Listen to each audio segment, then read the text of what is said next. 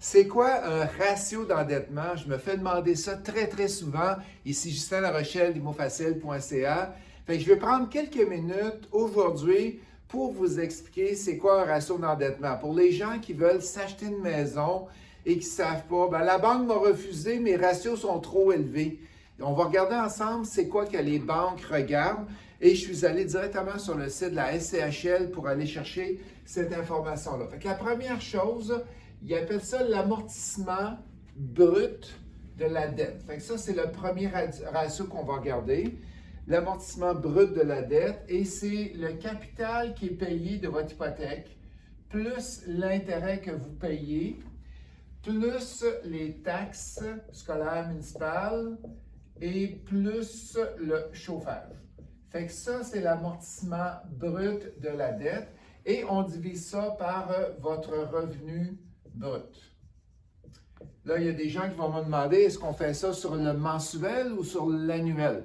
Bien, si tu le fais sur le mensuel ici, il faut que tu le fasses sur le mensuel ici. Si tu fais annuel là, tu fais annuel. C'est juste un ratio. Et ça va donner un pourcentage qu'on va obtenir. Et la banque va prêter, si ça ne dépasse pas, un maximum de 35 %. Fait que faut que ça soit, fait qu'il faut que votre ratio soit plus que 35 %. Qu'est-ce que ça veut dire? Ça veut dire que si, par exemple, vous avez un gros problème de chauffage avec la maison, vous voulez l'acheter, puis ça coûte une fortune à chauffer, bien là, ça va augmenter vos dépenses et donc vous allez probablement dépasser votre 35 %. Mais il y a peut-être d'autres choses aussi, c'est que si vous avez donné moins de capital au départ, votre mise de fonds est faible, donc vous allez payer plus d'intérêt ici. Ici, il ne faut pas vous dépasser votre 35 %. Ça, c'est le premier ratio qu'ils vont en garder, 35 %. On va aller voir maintenant l'amortissement total de la dette. C'est quoi l'amortissement total de la dette? C'est exactement ce qu'on a là en haut. Fait qu'on fait un repeat, plus les autres dettes. OK?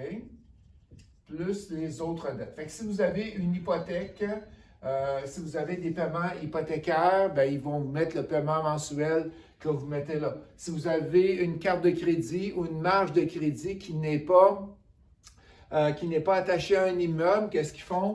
Ils vont aller mettre 3 % du total qui est dû ici en paiement mensuel, divisé par les revenus bruts.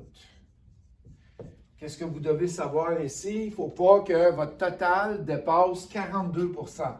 Donc, vous devez être en bas de 42 %. Et ces chiffres-là, ça peut varier. Il y a des banques qui vont être à 32. Ces deux chiffres-là ici, ça varie, mais c'est aux alentours de là. Fait que tu ne peux pas avoir plus que 42 % de ton revenu qui est attitré à tes dettes que tu as présentement. Fait que d'une manière, c'est une bonne chose parce que si tu as trop de dettes, ben la banque ne te le permettra pas, puis ça va te donner un signal d'alarme qu'il faut peut-être diminuer tes dettes à quelque part. C'est sûr, si tu as des frais de condo aussi, ça va se rajouter ici, les frais de condo. Fait que j'espère que j'ai bien répondu à votre question. ABD, ATD, votre ratio d'endettement quand vous vous présentez pour acheter votre maison à la banque.